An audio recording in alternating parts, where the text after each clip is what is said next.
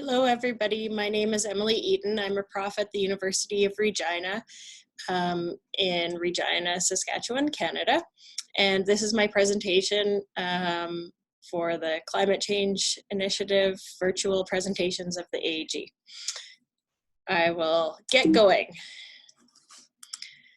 So this presentation is really based on the idea following the Intergovernmental Panel on Climate Change, this report from 2008 on global warming of 1.5 degrees. And that report suggests that we need to at least get to 45% below 2010 levels of greenhouse gas emissions by 2030 globally, and get to net zero globally by 2050 if we want to have a chance at limiting global warming to 2 degrees and be closer potentially to 1.5 degrees warming.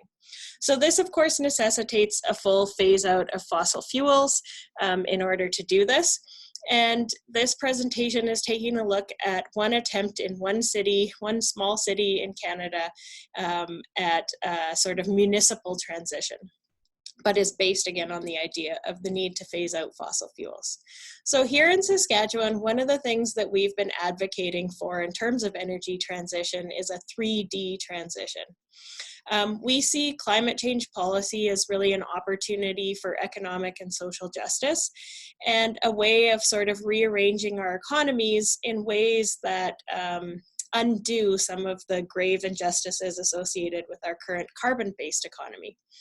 And Simon Enoch from the Canadian Centre for Policy Alternatives and I have been talking again about this idea of a 3D transition, that we need not just to decarbonize our economies, but at the same time, we also need to democratize and decolonize our economies. And so we see this presentation and this research as part of a sort of broader movement that sees climate change policy as a way of advancing economic and social justice, but also as contributing to literature within geography and other disciplines around this idea of climate change policy as, again, economic and social justice. So in order to do a 3D transition, again, I think what people often understand is decarbonization. The other two Ds have been left out a lot of climate change policy studies, and certainly movements are leading the way on these other two Ds. And the idea is to make marginalized and working class people's lives better. So democratization then means wresting our economies and our workplaces and our environments away from a small group of elite that have been really enriching themselves through access to resources and polluting a lot in the process.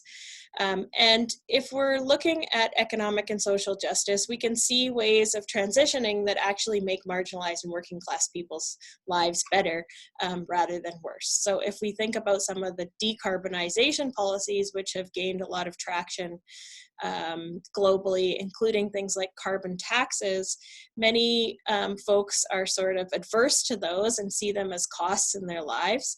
And the idea of using climate change policy in order to advance economic and social justice would be actually to promote some policies that actually make working class and marginalized people's lives better. Now, this is something that Matt Huber talks about in terms of using tools that are fundamentally redistributive in nature and that are meant to decommodify and redistribute energy costs and infrastructure. And in order to do this, of course, we would need to tax the rich through a sort of redistributive policy. Another thing that's really important, especially in the context of settler colonies like Canada, is decolonization. So in a Jacobin article in 2019, Nick Estes asked, why is it easier for some to imagine the end of fossil fuels, but not settler colonialism? And in that article, he said, you know, a lot of Green New Deal advocates are calling for a 70% tax on the wealthy or seizing the assets of fossil fuel corporations. These are all sort of things that were previously unspeakable and are fairly radical movements, but But that movement is also not talking so much about returning land. So decolonization then would mean repatriating land and jurisdiction, returning land, resources, and environmental decision-making to Indigenous nations. Another sort of current within this literature and within the movements is on just transition, the idea of not leaving anyone behind in the transition, involving workers and their communities in decisions about what their workplaces and communities will do in a post-carbon economy. And since I don't have a lot of time today, I'm just going to move on from there.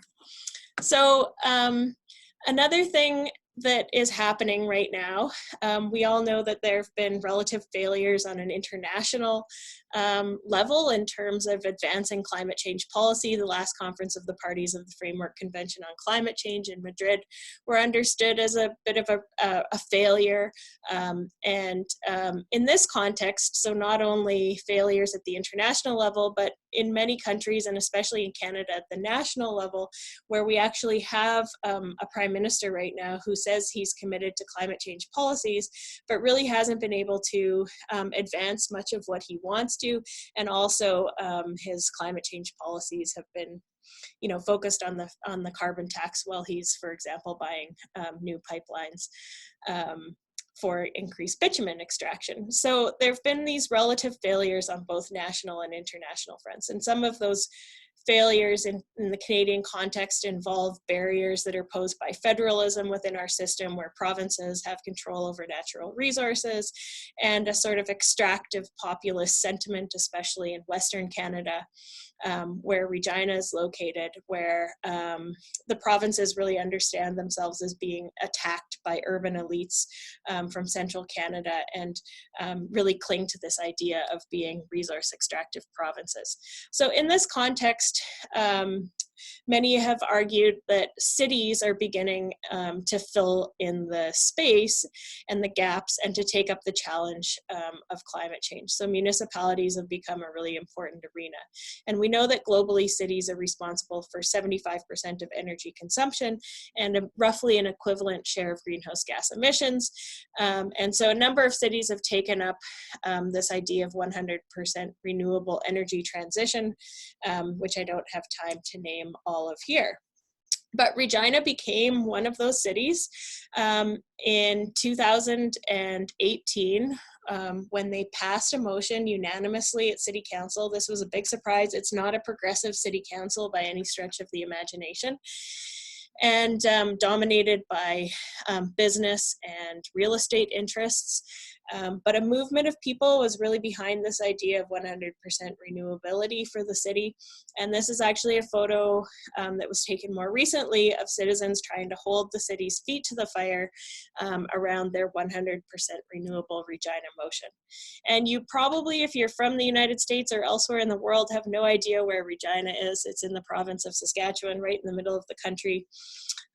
Very cold in the winter, very hot in the summer. We're in the prairies. There's a picture of the city there on the right. You can see an agricultural landscape in the background, historically the center of wheat production. Regina has a population of 236,000 people.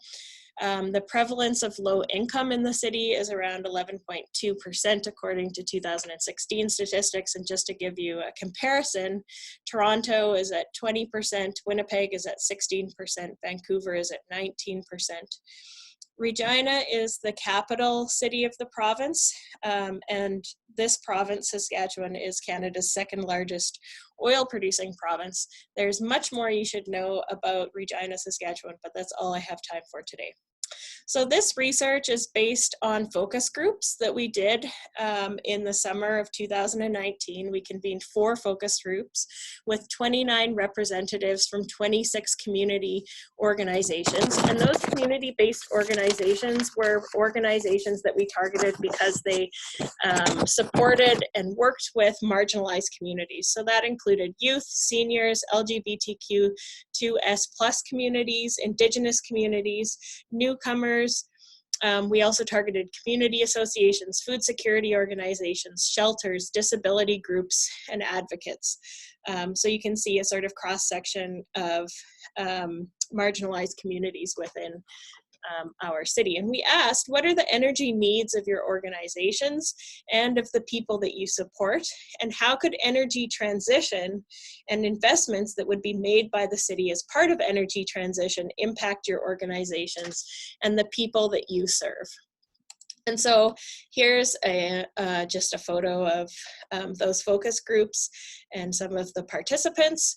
And we collected, I think, some really rich data from these focus groups that I want to share with you today.